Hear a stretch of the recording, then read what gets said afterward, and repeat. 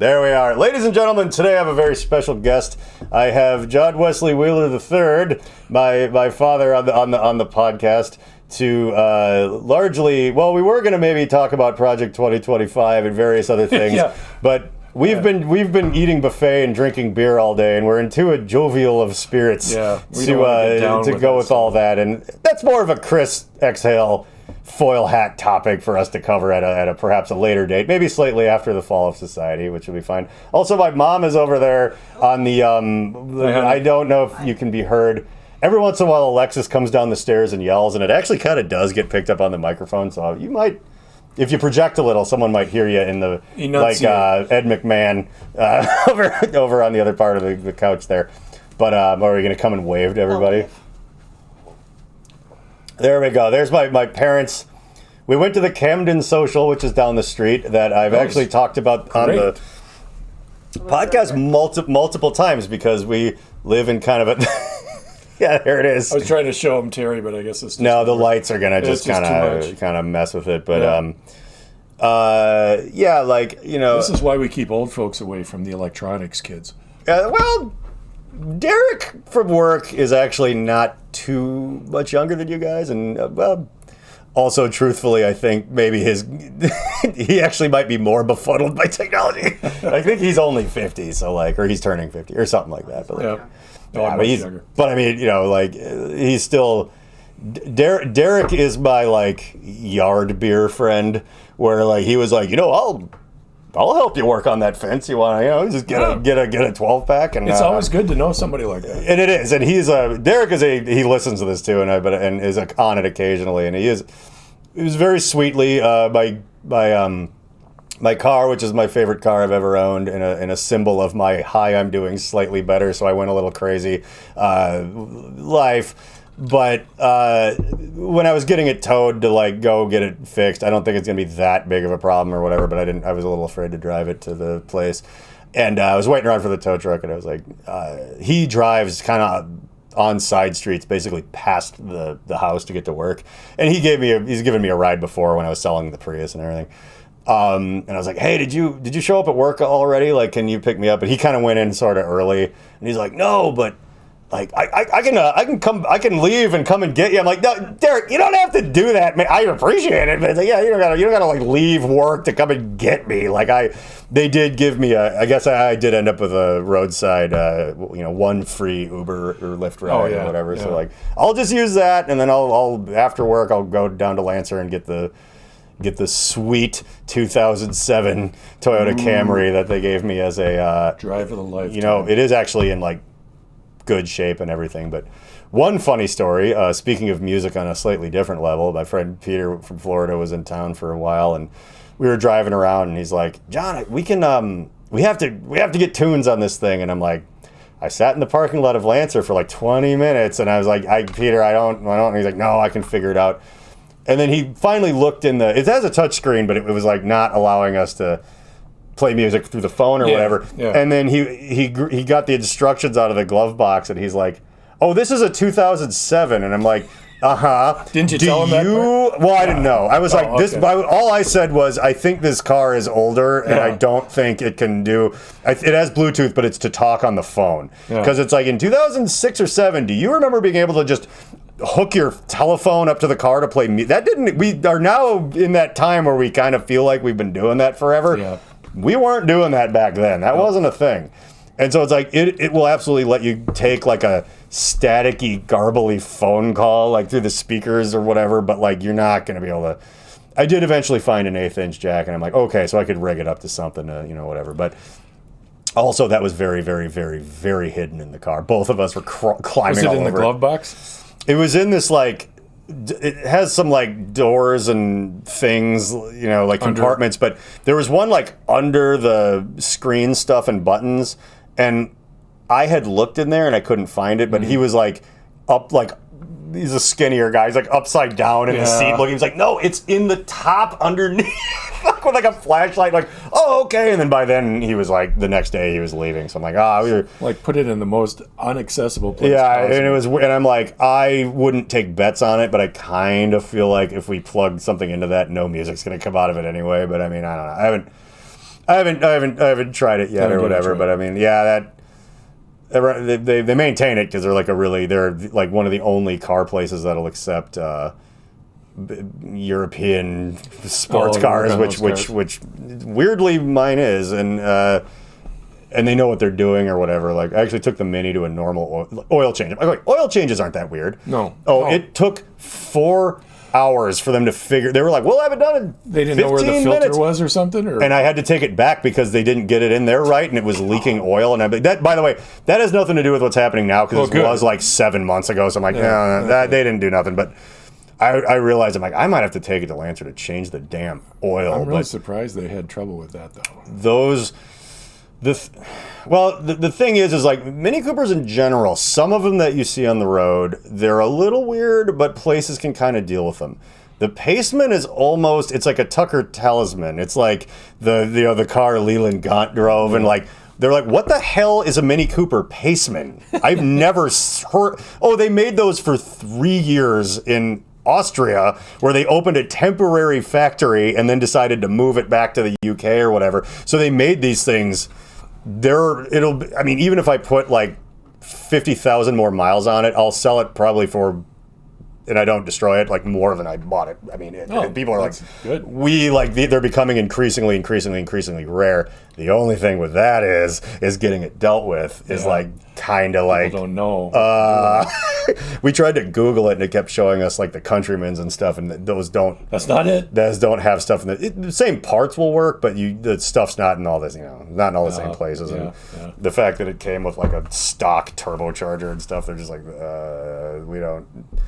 BMW makes some part of this, but it's like it's hard to figure. I don't know, whatever. But like Lancer, shout out to Lancer in St. Paul. They're a very good car place, and they've worked on it before. They've done the scheduled maintenance on it, and it was all good, or whatever. But they were just even when I took it there, it was like the 4th of July weekend was starting. And they're like, this might take us a second to figure out. Okay. And I'm like, okay, well. So I didn't hear what the actual problem was, though, either. We don't know. Oh, you still don't know? Okay. Smoke and oil started coming out. It was clearly overheating. Yeah. But Minis don't have temperature gauges on them. And actually, a lot of modern cars don't anymore because they're just like, people don't know how to read these anyway. And like, people ignore them. Yeah, not me. But I'm like, so basically, like, I know, again, I've been touring in vans and things. At this point, I've seen every kind of thing go wrong with an engine, and I'm not a big car guy or anything like that, but at this point, I can smell stuff and like, you're low on coolant, like it's just from being around, just being around long enough. And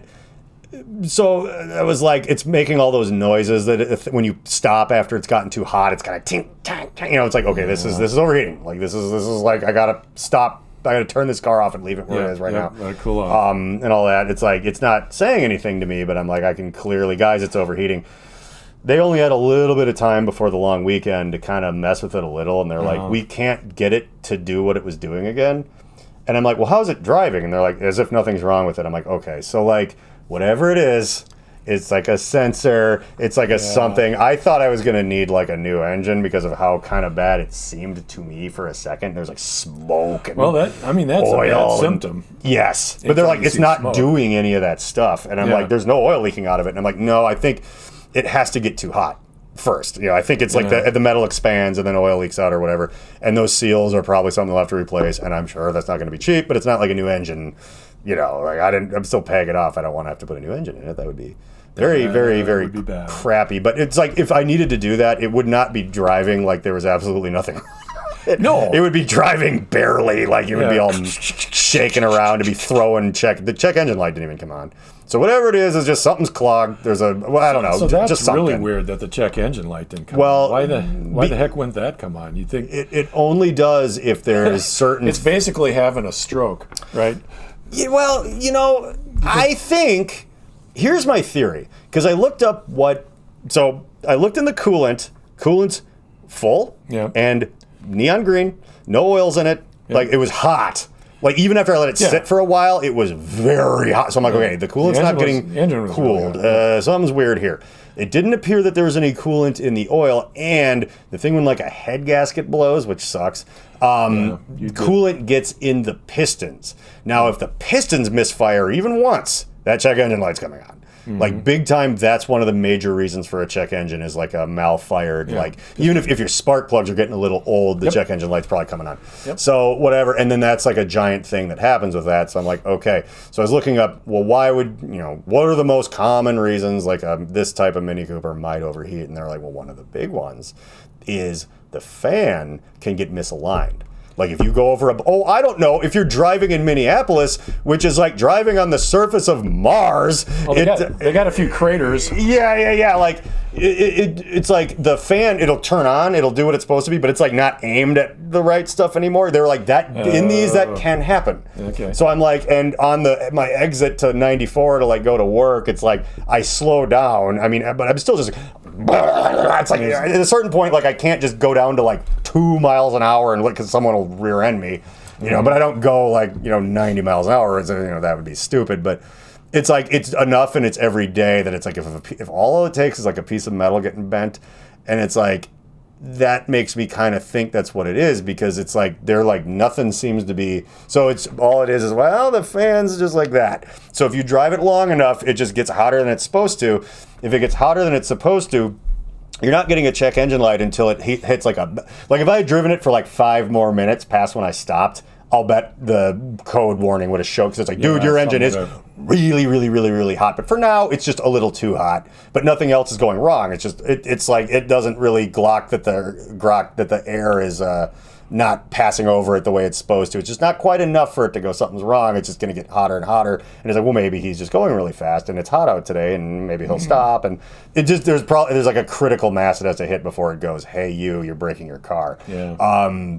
So I'm like, if it's that too, I hope it's that. Because MnDOT put this thing out that if you can prove that there's a particular crater that caused the car, and I'm like, dude, that 94 exit right there, whatever. So if it's like $2,000, I'd be like, hey, MnDOT, like I have a receipt right here because of this thing that is just a nightmare. Look, if I could take 100 to work, I would, but that's not where my work is. That's you guys could take that from where you live, but I got to go on the dreaded Lindale 94 exit that is in his lunar disrepair. Looks like it was born in Ukraine. Yeah, it looks like. I was just reading something that it's like, despite everything, like as of 2024, Minnesota's roads are some of the least degraded in the entire country. Yeah, like I've heard that too. Which is mind-blowing. Like when you drive around and you're like, but I keep hitting all this stuff that makes me feel like it's shortening the lifespan of my car every single time I do it. Apparently in like Atlanta or somewhere, you might just fall into that crater and never come out. You're like, well, there goes Bill. Florida has the sinkholes. Yeah, it's just it's like this road actually just ends at this giant chasm now. Where did Bill go? Crater and Starman or whatever. Yeah, it's just gone. Yeah, so it's like it might be a bad sensor too. It might be a clog. Who knows? But like if it's the fan, I think I might finally get to sue a giant institution and win for the first time in my life. I've never gotten to do that thing where I'm like, I slipped on the floor. Give me money. Like, ooh. I finally went over a big enough pothole that someone has to pay for something. I'm like, that is so exciting.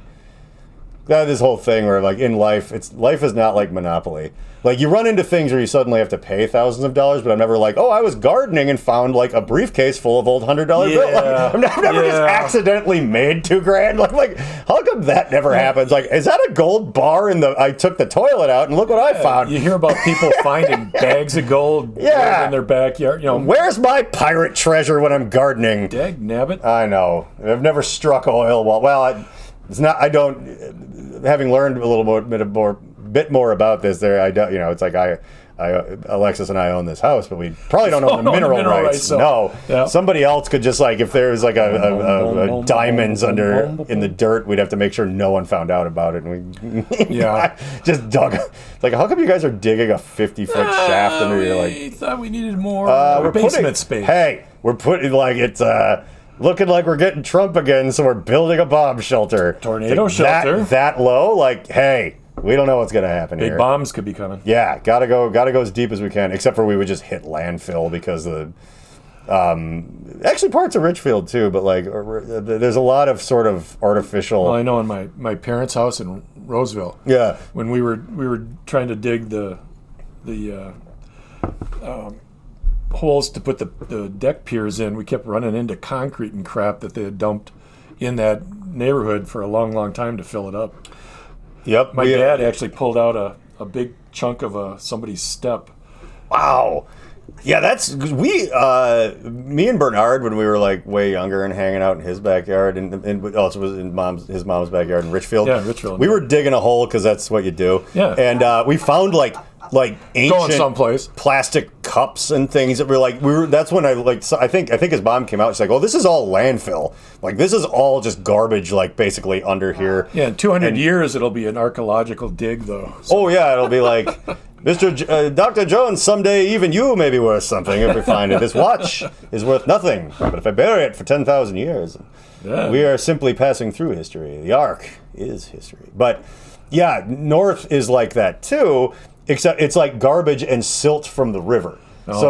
Which is also one of the reasons that like the grass is so messed up. Like you can't really grow, like you need to install planters if you wish to grow anything serious here, because there's a community garden over in the schoolyard over there on the corner. Yeah. Like if you go to the end of the street, it's like people reserve, but they're these big planter boxes. You can plant whatever you want in there. Yeah. But they're not. It's not growing out of the ground. It's growing out of these things full of soil that's been put into the planter box. Yeah, because it won't grow in like river silt and trash. Like it's like got to be actual fertile, good, whatever. So it's like But years ago when they were trying to figure it out, they're like, we have to like install these boxes, or otherwise there's nothing's going to grow. There's community gardens in like Uptown and stuff. You go look around there, and it's like coming straight out of the ground. Yeah. And they're like, we cannot do that here. Okay. Like it's like a whole weird thing.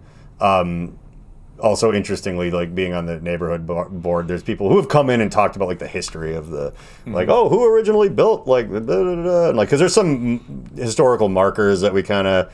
We're like, oh, we should devote a little money to. They're gonna go clean that up so you can read it better and blah blah blah. And there's some interesting stuff, because it's a pretty old neighborhood, and there's things. Well, there's a lot of industrial stuff in the periphery, right? If you go, even our walk down to the coffee shop I was talking about, it's funny because you go past like, oh, there's a little library, and there's some nice houses, and then there's like Shingle Creek. The creek it's like kind of cool. It's like you can go down there and there's rocks and water, and you're like, that's nice. And then you walk across this desolate, blasted train yard with these like old, huge, tall, weird buildings and stuff where they're like loading the trains and stuff. And then you keep going, and it's like grass and trees and nice little houses and like, but it's just like this strip, this one area of desolation. It's really weird if you go down the one numbered road. I never like to say exactly where I live, but there's a numbered road that goes the other way. And if you go down it far enough, it's like on one side, there's like a grid of houses. On the other side, it's like a 70s sitcom. There's just high tension wires and huge, tall, like General Electric, whatever. These just like super old school industrial buildings and stuff and whatever. And I even like very, very funny specific thing. There's a certain very recognizable car that I've seen parked in a driveway of those houses, but then sometimes on the other side of the gated fence, I'm like, oh, that guy literally works. I've just sort of noticed it's like he clearly works, like he lives like right there and just drives his car for some reason across the street to go park. And like I bought a house like across from the giant General Mills thing or whatever this is here that I work at, and like probably been there for decades and whatever. But I'm like, oh yeah, it's how you used to do it. It's like I'll move into the neighborhood across the street. Now you kind of take what you can get and then hope your commute's decent or whatever. But like, I was thinking you need to write a song about running into potholes, maybe. Yeah, it'll just be called. I don't know. That's probably too upscale. Out of alignment. Problem. Are you saying that I have a car?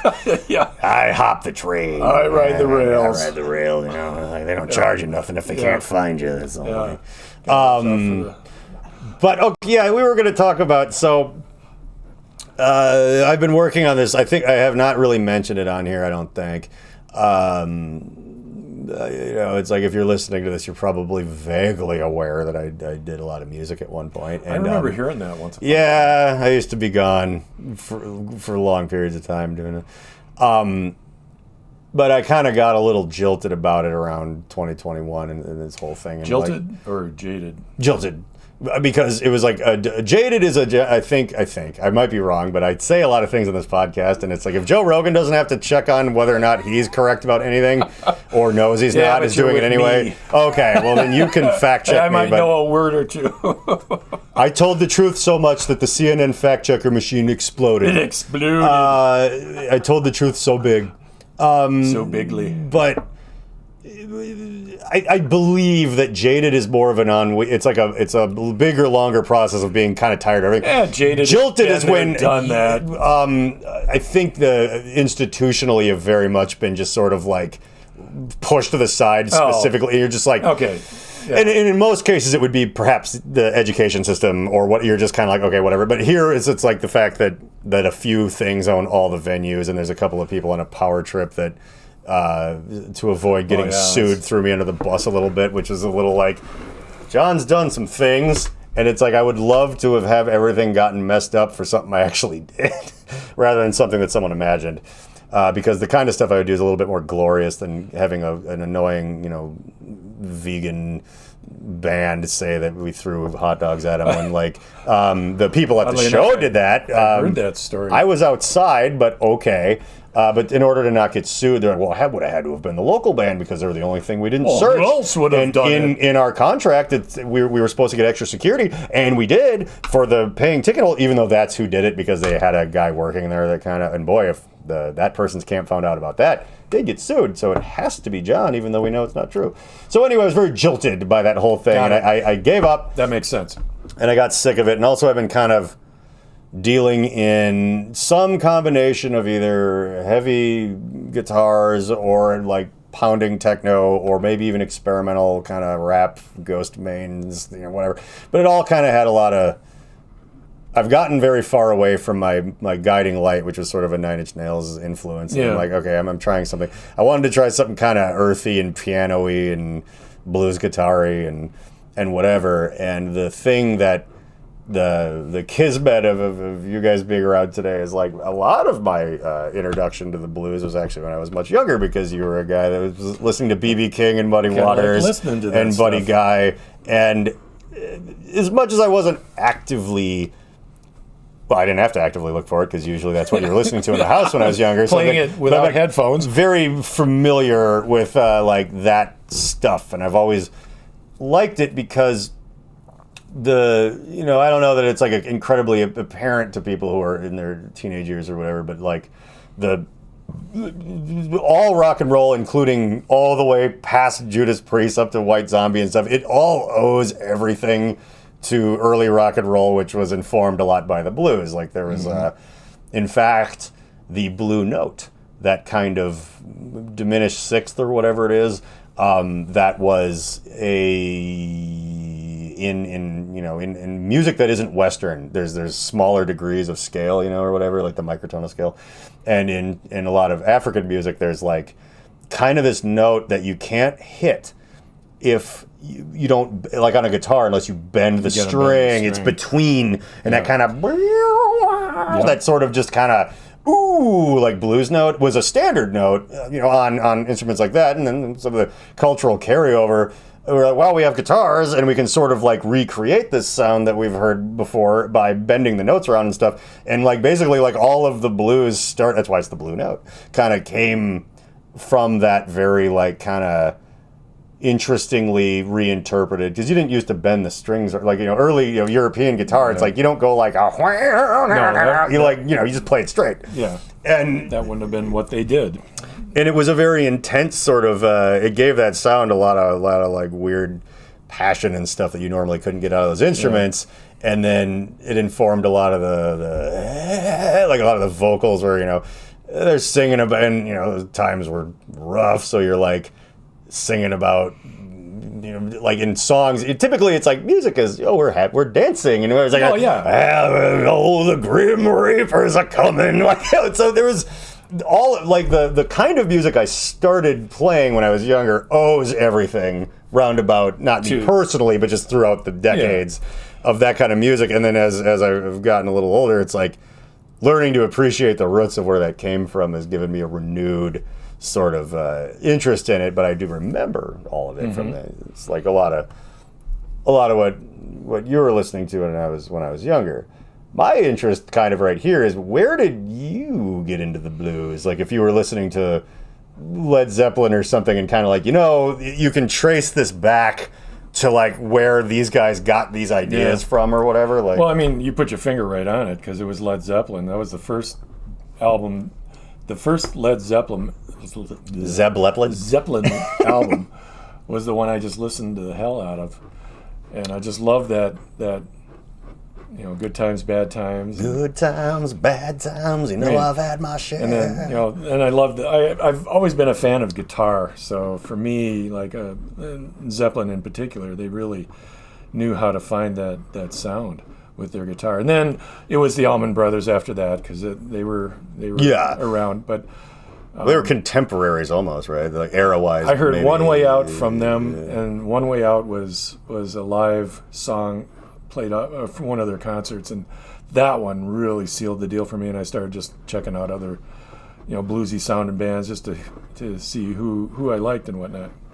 Yeah, but that was really where I started, and of course they were playing blues that they heard from black artists from way back. Oh yeah, well, because they came to England and that's where they heard it. And because there's like weird old recordings of like I don't know if it's like public access or whatever it would have been at that time many years ago. There was a guy that went around recording stuff for the Library of Congress that recorded a lot of things. I can't remember the guy's name, but he recorded like Robert Johnson and stuff like that. And that's what they were doing. They were going out there trying to capture these original sounds.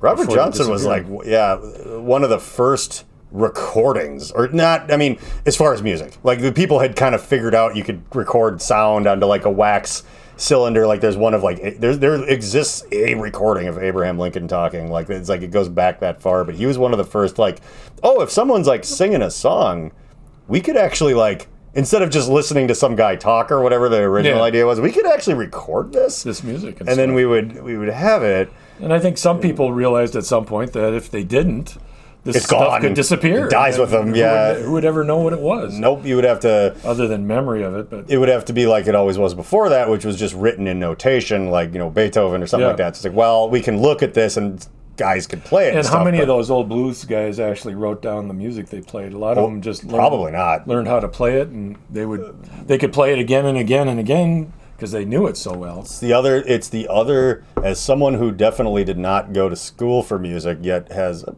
would say, a modest understanding of it. That whole the blues thing, with particularly those guys from like way back then. It's like they weren't sitting there listening to like somebody teach them about music theory and how to read music and stuff like that. It's like they were just like, they learned how the instrument worked. They heard other people play, and they're like, okay, I'm gonna learn to play what I heard this guy playing. Yep. And they just kind of, and then they would write stuff too. They were just winging it right from the heart, kind of. And like, I certainly appreciate, the elaborate written form of, I get it, there's rules to music and then you can break them and stuff like that, but the guys that just were kind of like making timeless stuff with none of that background is way more interesting to me, because it's like they're kind of coming. It's like, it was like The Simpsons, like Bleeding Gums Murphy always said, there's a fire in your belly and you got to put a saxophone in front of it so it comes out of, like that idea to me is so much more intriguing and fun than like, now we're going to learn Firales from, arch your fingers properly and play the piano. I'm like, there's a place for that and that's great, but like, I kind of don't care. Education in any field just shortens the curve of what you got to learn. So if you learn it on your own, it's a longer curve because you're learning on your own. You don't know what people before you have done. But so that's all education really, I think, does for you. Is it presents you with a set of things that, okay, here's where we know things are today, and then you go from there. But, and I like when it comes to like, engineering a nuclear reactor, I agree that's like definitely the way to. You probably don't want to. I don't think you should improv. The thing is building a nuclear reactor is kind of like jazz, baby. It's all about the parts you don't put back in. You leave that one out and see what happens. I think that's what Chernobyl. I believe there was a pretty good HBO miniseries about me. Like, the only reason to use the lead-tipped cores in an RBMK reactor is because it is cheaper. Cheaper. Yeah. Every lie brings a debt Now, to the truth. That was an excellent series. I rewatch it once a year. I just absolutely love that thing. So good. I should buy it on a physical. Yeah, it's one of those things you just kind of want to have around so you can watch it. Yeah, I do. We do have some DVDs over that I only got because there was like Target had it for $5. I'm like, I don't have Uncle Buck on Yeah, I do. Oh yeah. Well, I do now too. Like, it's like I didn't have a copy of Blazing Saddles. You know what? I should buy this. It's $5. Because you might want to watch that sometime. Everything I truly love. We have like Pulp Fiction and like Ghostbusters, like everything important. I definitely have a copy of Fear and Loathing. So, that if I couldn't find it anywhere, I would just die a little inside. But well, I have all that, so it doesn't matter. Like, but there's no need to die a little because you can get anything. Yeah. Days It's actually it was made. Having it, it's usually cheap too, and it's like I have a copy of Fury Road in there somewhere, and everything I like, but. Are you going to go see the new one? I think it's already out of theaters, and too much stuff was happening in life for me to be like, I saw Dune 2 in IMAX. I haven't seen that yet. Oh, have you seen one. I saw the first one. The second one is So I should just note that I'm a big fan of the book. I read the book when I was you're why I knew what that was before everyone else. That was always been one of my favorite books. Just FYI, it was in like paperback laying around the house. I always had a copy of it. And super hard to make that into a movie. Like the 1984 one is like one of the. I mean, it was fun seeing Patrick Stewart pre Captain Picard in something, even though he's been the same age for like 48 years. Yeah. But like, he was Gurney Halleck, wasn't he? Yeah, if you recall. He was like we're gonna spar with this ugly, weird cube effect thing for the shields. Or it was so. I did not like that one personally. No, nobody did. And to watch now, the first new one, I'm coming from a place where yes, that was very amazingly good, and I very much like that one a lot. 2 blows that one like clear out of the water. Oh, really? Okay. Not seeing it in IMAX is almost a crime because the sound design alone. Okay. Like the low, like Alexis and I went and spent the like just whatever. We're gonna go see it in the most biggest whatever thing. So when he's like riding the worm and all that, it's not like I'm giving it. We all know what happens, but like just the sound going. But there's. I think my favorite part of that one, and it's all really, really good. It's just such an amazingly cool movie and whatever. But like, they go to the Harkonnen homeworld or whatever, and it has a black star or whatever. Giddy Prime. Yeah, Giddy Prime. And how geeky I am about this. No, yeah, and it's like even I'm like I kind of know things, but I lose the names of. But it has a black sun or something like that. So they depict that by having it be in this weirdly processed black and white. Like it's like, okay, you could just desaturate, because I make for a long time I made videos and stuff, so I care about all that and know about it, and like but like it doesn't just look like they shot it in black and white. It's got a really it's almost like they shot it in black and white with only infrared stage lights or something. It just look, when you have one of those old camcorders and you do it in infrared and you can see like right through certain things, and like it's incredibly weird looking. So the whole time they're on that planet, this is how. Yep. When they're inside, it kind of looks normal, and then they walk out into where the black sun is. It looks like an X-ray or so. It's so just a weird strange, effect. And I think it's lost on even maybe some people. They're just like, oh, it's in black and white. I'm like, I don't think you appreciate how unusual this looks, what we're looking at. But they're out there having this like gladiatorial thing with all these huge banners and stuff, and it's just shot in this off-puttingly bizarre black and white thing, and like there's throat singing and drums that are just like in the IMAX just punching you, and it's just I'm like, this is like quite a thing we're watching here. Like this is like I would have to build something in the house to watch it again and appreciate quite how like powerful the soundtrack and stuff is, even in like all of the everything that happens is like very, and then of course there's a lot of sort of psychedelic introspective drug magic and stuff, and that's depicted in a way that's like pretty like out there in this film. Drugs, ladies and gentlemen. Well, yeah, and I'll say that coming from the guy who had very good independent contractor and therefore on paper sort of unemployed, affordable care, and was getting $900 ketamine treatments once a week for a while, and going to the center of the serpent, four-dimensional desert serpent god universe for 40 minutes and coming right back out of it and going, Yeah. Okay. I don't know if I ever told you the story about doing that either, where that was No, like... I don't think so. So, it was going to therapy, and I have anxiety pretty bad, and it was like, not so much anymore, I would say. Like, I think it kind of did its job or whatever, but I was like, because my friend Meredith, who you guys know, who's got a little bit more of like on the depression end or whatever, she was like doing the ketamine thing, and it's helped her a lot. She's actually like gotten back up and around like a lot more, and is working more, and has like lost some weight because her job's more active now, and da-da-da. Like, she's doing good. She's like doing good things. And, but she was like, oh yeah, I was like, going to this, there's a ketamine clinic, like there's one in Minnesota. It's like kind of wild that, whatever, and your insurance for now, not right now anymore with my job, but will cover it probably, more likely. So I'm like, all right, well, I'm gonna go check into it. So it's like, all right, you just go into this, like, it looks like a chiropractor office or something like that with all these rooms in it, and they check your vitals, but you sit in this easy chair and bring music or listen to rain sound effects or whatever they have in there. Whatever floats your boat. Turn the lights off. Yeah. And they give you an easy like Sunday morning. That's Such a good one. Faith No More cover of that song. Which funny side note, you know who Mike Patton is, right? The guy from Faith No More, who is like then humor me. I might. So he was like the guy that sang for Mr. Bungle, which was like a bizarro thing that my original band really got its influence from and whatever. Okay. But he's this guy that he's like got an operatic range. He's almost like Freddie Mercury, but Freddie Mercury was like a pop rock and roll. Mike Patton's a weirdo. And so like he just does bizarre, he's like a famous, as big underground as you can possibly be for many decades is him. And just, this is a funny aside, he's got like this like 8-octave range.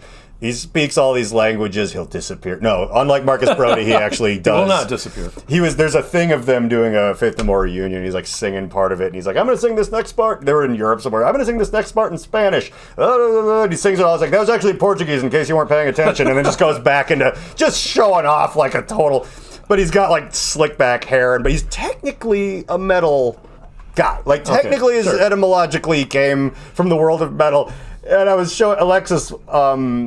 Once there was like a thing on Facebook or something. It was like, oh, this big magazine is like, who's the best metal singer of all time? And there's like these, like the guy from the System of a Down, or there's these guys with like long hair and dreadlocks. And then there's like, out of all the pictures, there's this one guy that just has this like smooth haircut and a bow tie. And I'm like, hey, who do you think my favorite guy? She's like, I already know the answer to this question. It's whoever that is. I was like, yeah, that's Mike Patton. Like, yeah, it totally is. And like. And whatever, but they did because Faith No More like to piss their fans off because when you're experimental, that's your job. So they'd be playing like this 90s hard rock stuff or whatever, but then they would just like cover like Sunday Morning and stuff, and just like do like an extended 10-minute version of it, just so everyone in the crowd's like, what is happening? We want to mosh. And they're like, I'm easy like Sunday morning. Definitely not a mosh song. No, and just showing off how they're actually better musicians than their station, and like doing that whole, and it's hilarious. But like anyway, so like you go in this easy chair and they hook you up to an IV and ketamine, as an illicit drug was always like this snortable, weird, like that movie Party Monster that was about the 90s club kid scene or whatever that had Seth who's the red-haired kid that made Robot Chicken? I know who you mean. He was Austin Dr. Powers' Evil's son in Austin Powers. I can't remember his name, but he's in it, and like the producer Marilyn Manson plays like a weird 90s New York transvestite in it that like crashes this truck. They're trying to have a moving party and stuff because he's on acid. Well, Seth Green, yeah. He's in it. Oh, and Macaulay Culkin, and it's amazing. And they're all snorting ketamine and stuff. So we only have ever heard about it from like that. And it's like, okay, and they're like, oh, it turns out it's actually a really good treatment for anxiety and depression and whatever. But if it's like monitored or whatever, now. Who knew? Horses did, I think, because it was a horse tranquilizer is where it originally came from. Yeah. And people were doing it because they were just like stealing it from their farmer grandpa or something, and like. Well, if it makes the horse calm, what's it going to do for me? It makes you see things that aren't there, and that's fun. But it'll make the horses talk. That's, if you take it, not. You don't want to know what's going to happen. Whatever. If you give it to them, So it's a perspective joke. But so yeah, they're like, oh yeah, they started, the very first thing they did was like guys or whoever with PTSD coming back from Iraq or whatever, and it did real good with them, so they didn't wake up and punch the mirror in the middle of the night and stuff. So it's like, okay, cool, that's actually like good. Pretty helpful. Yep. And then they're like, oh yeah, it's like actually as sort of an anxiety treatment where you don't have to keep doing it. Like the results are actually kind of permanent therapeutically. It's like, oh, this is actually showing a lot of promise.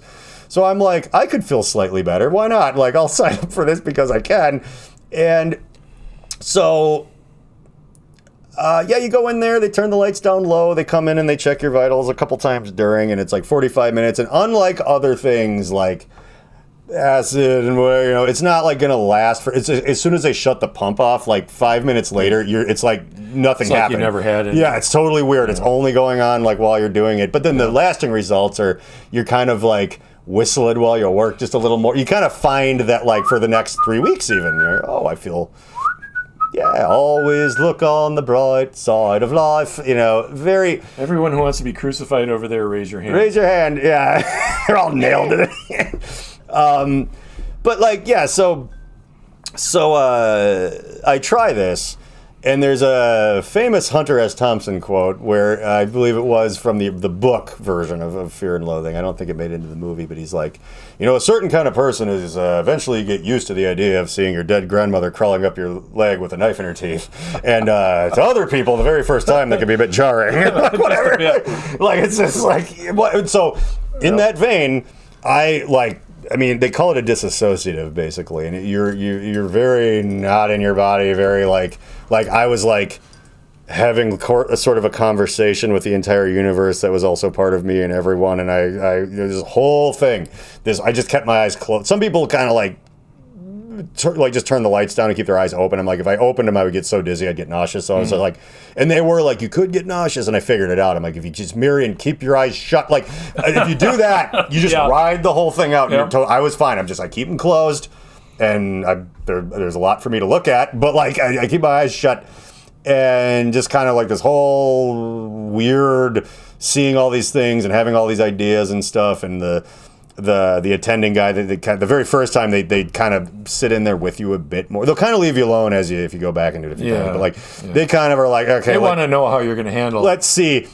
Yeah. And so the guy, I remember this. It's hard. It gets hard to remember because you're so wildly, weirdly out of your shorts. But like, he's like, all right, how you doing right now? Like every couple of minutes, like, how you doing right now? I'm like, we are becoming more human is one thing. He actually like told that back to me. He's like, I've never heard that before. And I'm like, and then I stopped saying we and started saying I. Like I kind of like, it was something. I was like, I literally couldn't understand. Kind of a Borg it was like moment, I and I are, I was like totally in that weird Buddhist or whatever it is, like mind space. The collective space. Yeah, it was like kind of we are all one. Like I was feeling it. Like, but then when I was like fully back together again in human, I kind of was like, he was like, okay, how you doing now? And I'm like, I think like nothing is weird right now or whatever. And he's like, okay, how do you feel? I'm like, I feel, it's like the Ghostbusters too. It's like, they're all covered in slime. Like, I feel great. Like, I feel pretty, why am I dripping with goo? I was like, I'm feeling pretty good. I'm feeling, Lo Chen, I'm feeling kind of invincible right now. I was definitely doing great. And so he's talking to me about stuff, and I'm like, I kind of was like, I have a bit of a bond with, we own several snakes. So it's like me seeing a thing made of snakes is not scary. It's like, oh, it's a familiar. So I was talking to this thing that felt like it was a bunch of like snakes in this 4-dimensional desert thing, like all like telling me about everything. And I'm like, he's like, okay, stuff like that. You'll like see that. And I'm like, oh, so everyone like, some people it kind of just, they're just really drowsy and they kind of come out of it and they don't have much to say. But some people, that kind of thing you're describing, although what you're saying is pretty descriptive. And I'm like, I make music. I'm a little more used to kind of trying to describing things like that. But I'm not somebody who has only ever had maybe a glass of wine or two. So I'm like, this isn't. He's like, okay, well, how do you feel about everything you were seeing? I'm like, I've seen some of this before. Like, it's I get it. Like, it's kind of cool that like it just now it's gone and I could just like drive home. I'm like, oh, weird. Like everything's cool. It's not like 7 hours long. But then I was like, hang on a second though. It's in like, it's in Eden Prairie. And I was like, So in the waiting room, there was a lot of like, how do I want to upper middle class soccer moms? Yeah. So when they do this, what? And for the first, the guy was being very like, and when I was like, how does this conversation with them usually go? And I finally got a big grin out of him. He's like, yeah, they don't exactly know what to make out of. They're a little confused. We have to talk them down a little bit the first time. Then they kind of get it, but it's just like they're sure you expect this and now this, it's like, and then there'll be the snakes. Talking to Kali is not exactly what they had in mind that morning. So like it's like this totally. I don't quite remember how we got on this, but yeah, I don't either. I was going to say, though, when everything's feeling great, it was like that scene in Big Trouble in Little China when they're in the elevator. They're taking that drug, and everybody's like, feeling pretty good, actually. Feeling pretty good, yeah. As they're going down to face the monsters. And they're not feeling too bad about it. Yeah, it should be pretty scary, honestly. The scariest thing you're doing. Yeah. It's like, what the hell is that? By the way, Alexis absolutely loves it when I do my Jack Burton impression. But she has always had, she's like, I don't care if it's the 70-year-old one or the one from the 80s. I kind of like... Jack Burton's the bomb. I kind of like this guy. And so she was like, I've never seen Big Trouble in Little China. I'm like, that's like the movie that is like... see that. If you find him to be like a handsome Han Solo-y guy, like that's like one of the big, aside from like Escape from New York or whatever. Yeah. But like... Yeah, she's always like, do the thing. And I'm like, so, according to your old pal Jack Burton, some 8-foot-tall, wild-eyed maniac taps your favorite head against the barroom wall and says, have you paid your dues? You say, yes, sir, the check is in the bank. Like, she's just like, do the thing. Say it in his voice. Do the thing. And I'm like, oh, Jesus, all right. Like, I always like how he talked in the third or the first person all the time, Jack Burton. You know what old Jack Burton always says on the Pork Chop Express? Yeah. Like, yeah. And I just loved it. Like, oh, come on. What the hell is that? What the hell is that? The floating thing with all the eyeballs. Like, oh, it's the hell of upside down death. It's like, there's a lot of hells in China, Mr. Burton. Like, that movie is so silly and so great. And so much of the original Mortal Kombat video game was stolen from that movie. Like, I think so. You said that. You were like, is this like a version of... Because it's like Raiden with the hat and the lightning and the old wizard guy. And it's like, this looks... Even the Goro, the guy with the forearms, looks kind of like a few of the monster things mixed into one idea. It's like, they stole... I think they admitted to it later, but I'm borrowed like... heavily. Oh, they did. But, I mean...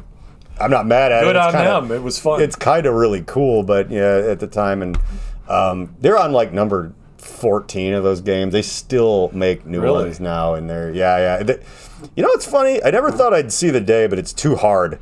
So the new ones that are out on like a PlayStation 5 or something like that, and how the controllers have like there's like 4 buttons up here and all this stuff. I'm kind of getting to where like. I don't have the time as an adult to spend getting familiar with this where I can even like play this. It's too complicated. Okay. Like if it had come out when I was younger, I'd be like, okay, well, I have all day, every day, all summer long to figure out exactly how I'm supposed to do this. Play through it. I'm like, play through it. Or if the original one came out right now and it has like 4 buttons and a joystick, it's like punch, punch, kick, kick. I'm like, okay, I got that. Yeah, I can do that or whatever. But because of the cross section that we're at in time, I'm like, dude, this is like, it looks really cool. Like, I'm sure it's like lots of fun, but I'm like, I'm just getting my ass handed to me because I'm like, I don't know what I'm doing. Like, and I'm probably never going to learn as much as, I have that thing, and we do have a PlayStation 4 upstairs with a virtual reality. So I like, right now I'm playing Ghost of Tsushima, which is my favorite game to date. I play it on easy mode and I get my ass kicked all the time. Yeah, that's kind of where I'm at. I see people people post things on Reddit. Oh, look what I did, and he's got this scene where he's on lethal mode and he's never gets killed. The hardest thing, and they're just like, And I get killed the minute I look the wrong way. But it's fun. It's like Dark Souls, where they're like, is there a trick to playing this? Yeah, get good at it. Like, that's all. The biggest trick is getting good. It's get and then GUD. It's like, get good. That's good. Or GIT, GUD. Get good. That's the only actual hack to this game is you better sit there playing it for like 27 hours a day. The Ghost of Tsushima, though, one of the best things about it. Okay, so is great scenery. Is it a ninja assassin game, you're back, or what are we? Back in the 1200s. Okay. In an island Well, it's Tsushima, which is an island west of Japan, and the Mongols invade it. Is it Japanese though, or is it part of Japanese the Japanese? island. Okay, because some of those islands get disputed. There's a over... shogunate, and the guy that runs Tsushima reports to the shogun on the mainland. So, but the Mongols invade, and then you're trying to rid the whole island of Mongols. Okay. And you've got a sword and a bunch of arrows and bombs and. Oh, so it's like so long ago, and my buddy Scott Bibas had this game, and I would play it when I was over there and stuff. And it was Tenchu Ninja Assassin. That one I never played. But it sounds a lot like the whole thing was like. You probably would never make it if you tried a full frontal assault on anything. So you would like grappling hook and like sneak along the roof and then like climb through a window and then like I gotta stab this guy. They and got then, all that stuff. Hide again and like it sounds like it's a. There's a level of shame associated with assassinating people without facing them eye to eye. So you have a shame meter in the game? Well, there's not a shame meter, but But your Lord Shimura does not like the fact that you use these methods. So he'll kind of just be like, very bad. Okay. Always look eye, Daniel-san. I love that. Like that's what I think I joked to Alexis a long time ago that I want to. Someday I'm just going to start responding to people like an angry, like Japanese grandpa, just where it's just kind of like, how do you feel about this? And that's it. You better just figure out what I mean by that, or like, does that mean you're kind of approving of this because you didn't strike me? So like, I think that means you like this. Instead of like, if I don't actually like it, you're getting the back of my hand. You hear the growl. Yeah, the growl is a no. That's the good growl. Like, I kind of love that idea where it's like, well, it's up to you to interpret what's happening, and you better get it right. But yeah, I thought perhaps it was like because those Star Wars games that they're kind of like Knights of the Old Republic, where they're like borderline role-playing games, but also kind of adventure. Your choices you'd start turning into a Sith if you made gnarly enough choices along the way. Like your eyes would start turning yellow, and like it'd be like you've elected to kill most of the people. You might think you're a good guy, but you're actually way over here, pal. Yeah, you're like in the choose your own adventure. Everything you've done, it's like, but the trains are running on time. It's like, I understand that, but here's the thing about the road to hell. It's paved. So it's kind of subtle too. You don't always know exactly. Like you're like, well, this could go either way, and it's like you kind of had to be big picture about it a little bit. And I never super play, but again, it was actually all my stories come from like Scott Bibas because he had like all the video games forever, and it was more of a bigger hobby of his. So it's like I got to be hanging out. He's like, here, I'm playing Knights of the Old Republic. Like, check it out. And you kind of get to pick how you handle things, and eventually it'll affect sort of like what your character turns into. Yeah. And then whatever. But so I just figured like if you did enough shameful stuff, maybe you would get hired by like eviler people and get deep into whatever, syndicates of. Although if you're already working for a shogun, I mean, God knows that's pretty morally ambiguous at best as far as what's happening. You're keeping the trains running. Wait, I'm still having you kill people, but I'm slightly disappointed that you didn't do it in a more upstanding fashion. You have to look them in the eye. Which is, I believe that's the definition of splitting hairs when it comes to like that kind of thing. You're like, why did you do 007, could you maybe next time not blow everything up? Yeah, it's like could you have gotten the target without knocking the building over? No, he doesn't swing that way. No, it was the building of me, sir. Yeah, I did take it out.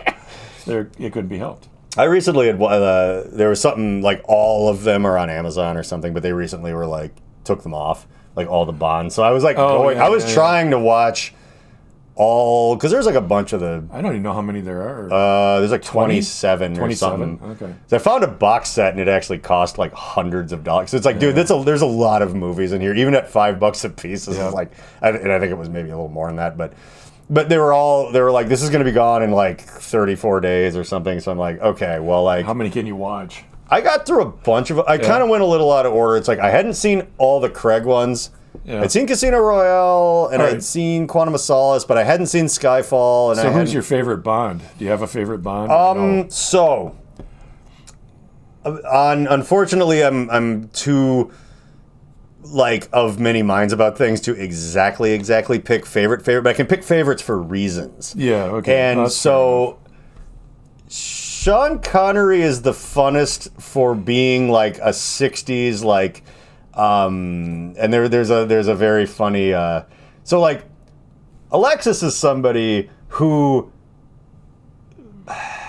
is a modern and a young woman, Sure. but when other people, perhaps around her age, go like, it's not cool to look at Sean Connery as a fun, because he did and said some things, and she's a little bit more likely to roll her eyes at those people. It's like, every once in a while, you gotta slap somebody. Like, so it's like, oh, you gotta get a little mouthy, you give them a slap, and she's like, that's kind of hot, I like that. It's like, that's fine.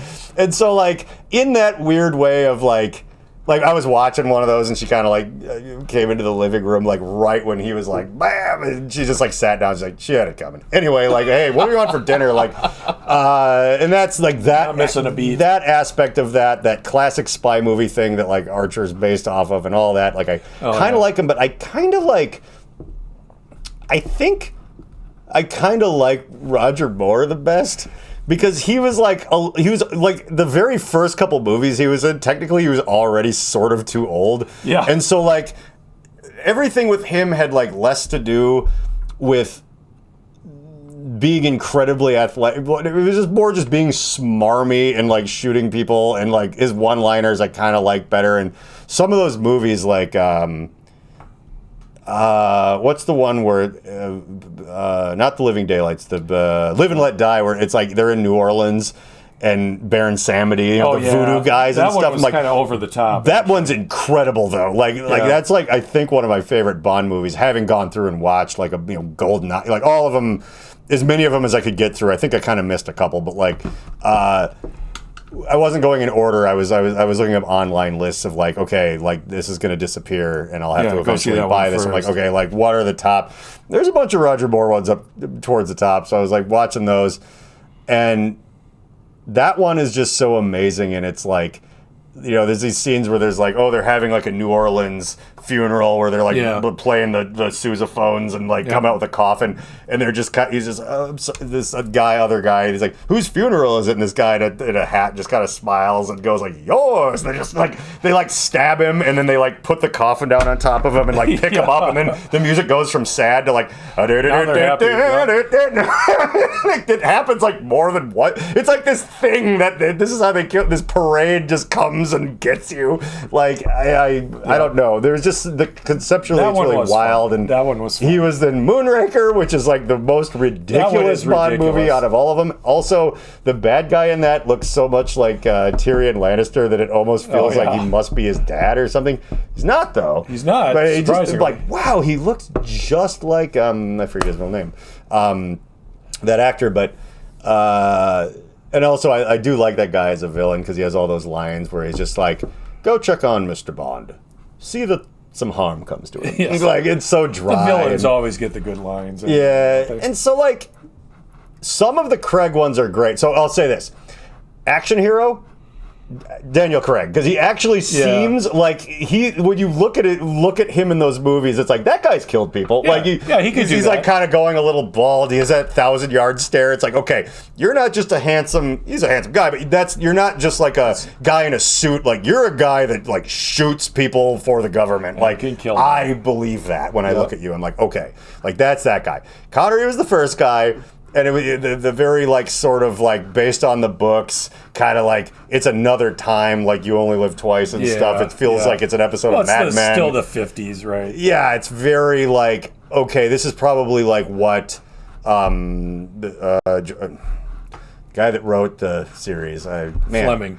Ian Fleming. Yep. That's probably what he was thinking when he was writing those books. It's closest to the thing. And then, like, but as far as like comic book zaniness, which I'll always love, like Roger Moore is just kind of like. I would have to say, Roger Moore was more of a comic book Bond. I would think, and it's like in a good way. Yeah, as far as like. Yes, but I still take it seriously, which is almost impressive because this should be almost like stupid, but it's not. That's impressive. And then I don't know, Pierce Brosnan. I think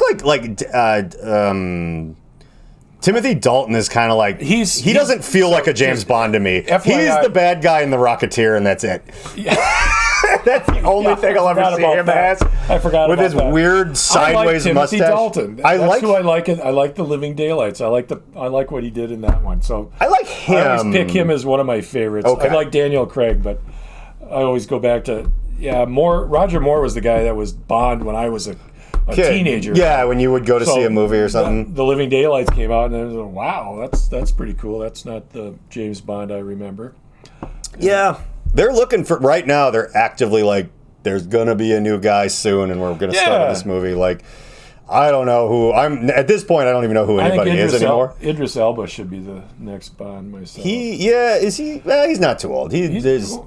Well, not too old. They can. Daniel Craig's old. No, I know. Yeah, again, not like Roger Moore or whatever. Yeah. But like, I lose track though. I'm like, whenever I go, this guy could do something. They're like, hey, John, the last time you saw him was in 2007. Do you realize it's like kind of a long time? Now. Yeah, he's not doing so well. He's just gray. It's like, yeah, that guy. You can't have that guy do that. You're picking all these people that are too old. Was in a thing on Apple TV, the 24 Hours or something like that, and a plane got hijacked, and he's some guy. We don't quite know what he does, and that was actually a very good series.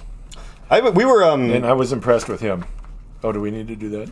In a second, I think. But I was just going to say that, like, Apple TV, we went through and found, like, several series that we, like, earmarked to watch. 'Cause it's like, there's two things. One, there's no time to watch anything. And two, when you sit down to do it, you don't remember what in the hell you were going to watch. What was it again? So it's like we're trying to keep active, like, right, we were going to watch through this. Okay, let's do that. And there's one that takes place in like Palm Springs or something like that. Palm Royale. Yeah. That one's actually pretty good. That looked pretty good. And there's like, I like any period pieces where someone gets drowned in a pool, and there's someone as a Walter, like I'll always watch that if it's done well. And and one of them was we were watching. Eugene Levy had a bit of a Anthony Bourdain type thing where he was going to other countries. Yeah, the reluctant traveler. We watched the Portugal one there's new episodes of that. I like that. He learned to play. By the way, I'll send you this picture after the podcast, but we were watching various things where, they go everywhere. Here's the Portugal one because we're going to visit Alexis's parents there. Yeah. And everybody in Portugal, because it's a very specific its own country. They look like it. Like occasionally, people will mistake Rui for not speaking Portuguese or something because he'll hang out with other expats and stuff. Yeah, and they all aren't from there. They don't know Portuguese. So he'll be like, I'll be your tour guide or whatever. He's making friends. He's retired. Like, you got to do something. Yep. And so like, because he's hanging around with his crowd, sometimes someone will like mouth off a little bit and he'll like do the funnest thing ever, which is then in Portuguese, like give them a dressing down, and they are very embarrassed and like wish you could do it. It's like so much fun. He's just like, but in Portuguese, like, have you no shame, madam? And they're like, oh shit, you heard what I said? Like, I thought you only knew English. But the funny part about that is I can't believe anyone that lives there would go, oh, this guy must just be an American, because everyone looks like him there. Everyone looks like him and Connor there. There is a shot. Eugene Levy gets a driver to go somewhere, and we took a screen cap, and I'm like, that's Connor. That guy, he looks like if Connor just grew a mustache and shaved the rest of his thing. And we sent it to them being like, hey, did you already go and visit or whatever? And it's just like, oh, that's my real son. Like, or no, Connor said that's my real dad or something. And he's like, I have no son, like over the group chat thing or whatever. But I'm like, how would you ever not clock somebody? It's like, but if you live there, it's like not the same. But it's like everybody, like, that looks like Connor, that looks like Rui. It's like the younger guys look like Connor, the other guys look like Rui. It's hilarious. But yeah, we were watching Eugene Levy, and then I was like watching other episodes when he goes other places, and I like Eugene Levy, and it's Schitt's Creek is we've watched through it more than once or whatever, and he's a funny guy, and like and then we got more into there's other Apple TV shows, but then somebody. I'm like, look at this, because like Eugene Levy's like super. Everybody knows who that is, especially after Schitt's Creek. But nobody knows about that show because Apple TV is still one of those weirdly kind of like niche. So I commented once, I'm like, Apple TV, where famous people go to hide. Yeah. And it's like that's kind of what happens. They're just like, no one's gonna find me here. No one's gonna see me on TV. But so. we have to pick a chapter out of this mysterious and much maligned book. Not a chapter, a page. Where did the book come from, by the way? Well, the airport, I think, according to you. Well, but or was it at a bookstore. Oh, it was a bookstore? Okay. Yeah. Dear Asshole is something that, well, okay. So the theories about it, that it was either written by AI and time travel was involved because it's from 2011, or came from another... So my friend Ben Hurley has in his possession this plastic cup that has both...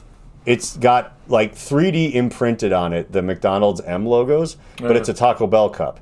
And nowhere, you know how there's like a Taco Bell Pizza Hut? Yeah. Or a blah, blah, blah, blah, blah, blah. Or Pizza Hut KFC. I've seen those There's too. no such thing as a on McDonald's. Earth. Not even in like Asia or anywhere as a Taco Bell McDonald's. There's no such thing. And he has this cup.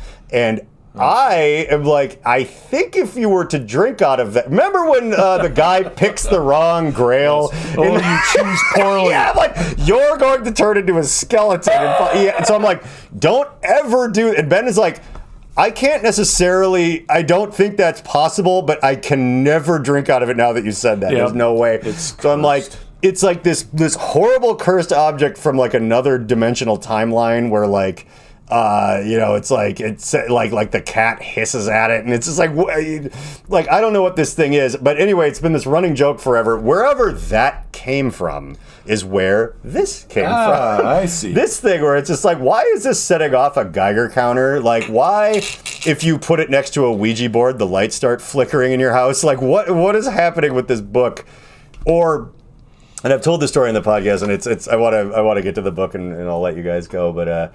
My boss stole a piece of the pyramids of Giza a while ago, and he got him through customs. And Alexis is a little bit more in tune with the idea of perhaps don't have a Ouija board at your house because you can get connected. Because you never know. A chunk of the pyramid, it was like when Chewbacca roared at Darth Vader when that door opened. She was like, if he ever brings that into work, do not touch that thing, and you are not bringing that.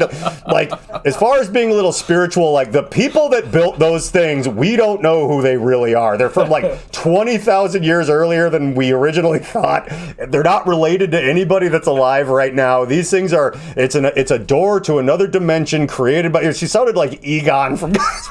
Like no. And anyway, I feel sort of the same way about this book, but nevertheless. I feel like when I read the last page, something, like Donald Trump will turn into that scorpion monster from Howard the Duck or something. It's like it's just gonna start like things are. I don't know what'll happen, but like I'm gonna keep reading from it because I'm in too deep now. I have to. But no turning back.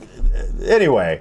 To end this podcast, as I often do, I will read a page out of Dear Asshole, and this one is Dear Asshole at the Movie Theater. Now, once again, this thing is designed where you're supposed to tear the pages out and leave it as a note for people you don't like, but all the notes are for people like whoever shit all over this Walmart bathroom. Are they coming? They're already gone. Are they returning to the scene of the crime? Like, where do these go? The whole concept... I think there was 3 funny ones. Their dad owns a publishing company, and he said, you got to come up with 101, 101 dog poop jokes, 101, that's how that's the format, and I'll put your stupid book out as long as you do. So they just phoned at least 80 of them in. There's like, oh, we don't even know. I'm sorry, we thought we had an idea, but 101 is kind of a lot. It's a lot. Or whatever. So it's like, Dear Asshole at the Movie Theater. Also, I never read ahead, so I do not know what this is going to be about. Every once in a while, they're funny. Mostly it's like, how did this get published? But okay. Dear Asshole at the Movie Theater. Turn your cell phone off and enjoy the movie. I didn't pay $20 to watch you texting with your degenerate friends, so give it a rest. Ooh, scathing. Besides, I can't focus on Jude Law's receding hairline with that blinding light. See, this is funny. I can't focus on Jude Law's receding hairline with that blinding light raping my retinas every 15 seconds. This wouldn't have got published now. Okay. It's bad enough that I have to endure your cell phone laser show, but I certainly can't hear anything over your bag crinkling, cow chomping, or cackling hyena laugh either. And by the way, that'd be me laughing. Again, this is semi-relatable, which some of them like are absolutely not. And seriously, stop getting up. I'm tired of giving myself a Charlie horse. Okay, take more vitamin B, you psycho. Every time your fat ass has to squeeze through the aisle. It's ironic that the one where you guys are here is honestly kind of funny because I can't even begin to describe I think this is the one I read. Painfully Meredith and I once spent about 2 minutes punching it up and scribbling funnier things into it, and it was so it's like you guys spent less than 2 minutes a page. Yeah. Your fat ass is squeezed through the aisle. If your bladder is the size of a quarter, perhaps you should just opt for DVDs at home instead. All the best. P.S. Unless you're having an epileptic seizure or need medical attention, stop kicking my chair. I think you should have done that in your best Bev Big Head voice. I kind of was. Oh, darling. Heads up. I like to throw it at the drums. So, because it makes a noise you can hear. It's like a Muppet Show kind of, thing. So throw it at the geezers. Today, but I like them so much. Like that. Tell your son why you bought the book, John. Well, because I thought it was funny. It made me crack up. I don't know. I probably read that one bit that you just read, and that was the one that was funny. Where did you buy it? It was at Barnes & Noble, I think. Yeah. I swore. I was in the comedy section. I was looking for something to make me laugh, and I swore. You told me you found it in like a books, like a little goofy like tchotchke store at an airport somewhere or something. Okay, so that's. I have found books at places like that. So that's been not this time. No, I actively was searching for a book. Okay, so that's like a lie I've been telling. This is what I found. Dear ass. Well, yeah, because the thing is always like, did at the time were you like, this is so infuriatingly unfunny that John will have a field day on his podcast, which is what worked out. I think that works. Okay, so. It does. Or was it like, no, unironically, I think it's like very, very funny. But the problem is, if that's the only one you read, then I would go, this is kind of funny. Yeah. I don't know. Some of it is legitimately kind of racist, and it's actually like amazing. Like, honestly, I didn't read all of them, so I don't know. Like, look, I don't know what's in the book. I just heard that it was funny. I just phoned it again to you. That's all I can tell you. Well, yeah, so I think we talked a little bit about the blues and Led Zeppelin, and I mostly screamed about my car. Yeah. But the moral of the story is we finally found out that the horrible, nightmarish other dimension that book came from is the one that we already live in. Yeah. The Reverend John Wheeler podcast takes zero responsibility for the words, actions, or ideas of its host, guests, or listeners. Though the people on the screen may at times be speaking directly to you and may occasionally give you direct calls to action, neither Reverend John nor the Alchemical Cocktail Lounge are under any moral or legal obligation to answer for the potentially disastrous repercussions that may arise if you are stupid enough to actually follow the orders of a raving lunatic. Think for yourself and do whatever you want, because you're on your own. If anyone ever tries to sue this podcast, black SUVs will converge on your location in the darkness of night and you will never be seen again. Remember to like and subscribe.